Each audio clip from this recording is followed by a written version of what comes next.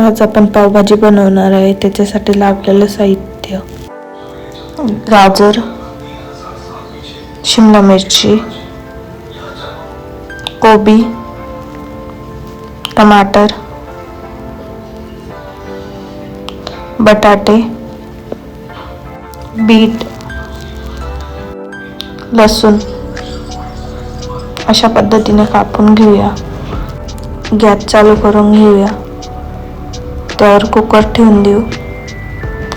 कुकरमध्ये 2 तांबे पाणी टाकून घेऊया. त्यात सर्व भाज्या टाकून घेऊया.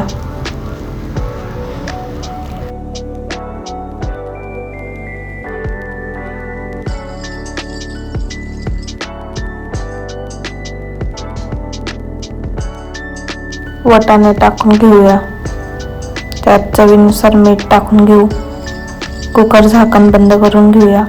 तोपर्यंत आपल्या भाज्या शिजत नाही तोपर्यंत आपण इकडे दुसरे साहित्य तयार करू. कांदा घेऊया. कांदा मिक्सरमध्ये असं बारीक करून घेऊया.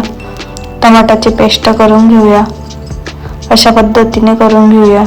बीटला अशा पद्धतीने खिसून घेऊया.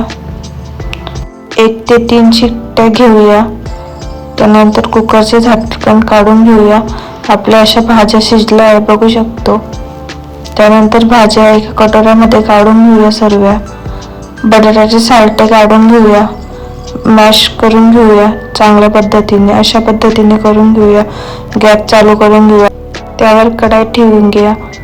त्यात 2 पळ्या तेल टाकून घेऊया. अद्रक लसूणचं पेस्ट टाकून घेऊया.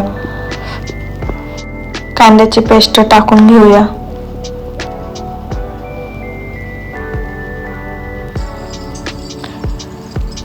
कांद्याची पेस्ट चांगली फ्राय करून घेऊया तेलमध्ये. त्यात टमाट्याचं पेस्ट घालूया. त्याला पण चांगलं फ्राय करून घेऊया. त्यात तिखट, धना पावडर, मसाले, हळद अशा पद्धतीने टाकून घेऊ. पावभाजी मसाला टाकून घेऊया. त्याला चांगलं मिक्स करून घेऊ. बघू शकता आपण मसाल्याला कसं तेल सुटलंय. त्यात थोडं पाणी टाकून घेऊया. मस्त मसाले शिजून घेऊया. त्यात केलेले मिश्रण सर्व टाकून घेऊया भाजींचे. त्यात थोडं पाणी टाकून घेऊया. त्यात किसलेलं बीट टाकून घेऊया. अशा पद्धतीने टाकून घेऊया. बघू शकता आपण भाजीला कसा कलर आलाय.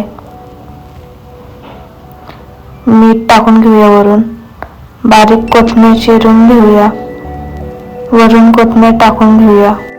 बटाट्याला थोडं कट करून ते पण टाकून घेऊया. दुसरीकडे तावा ठेवूया. त्यात बटर लावून घेऊया. बटर लावून पाव शेकून घेतले. अशा पद्धतीने शेकून घेतले.